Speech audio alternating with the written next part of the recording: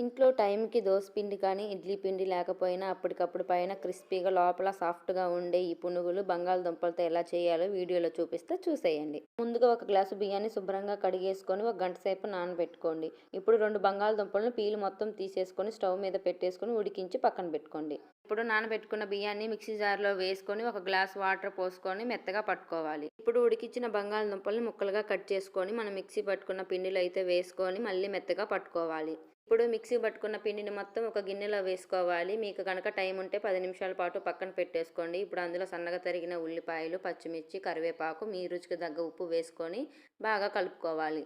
పిండి కలుపుకునేటప్పుడు మీకు కొంచెం లూజ్గా అనిపిస్తే అందులో బియ్యం పిండి కూడా యాడ్ చేసుకోవచ్చు. ఇప్పుడైతే వేడి వేడి నూనెలో మనకు కావాల్సిన సైజులో పునుగులు వేసుకొని బ్రౌన్ కలర్ వచ్చేంత వరకు ఫ్రై చేసుకొని తీసేసుకోవాలి.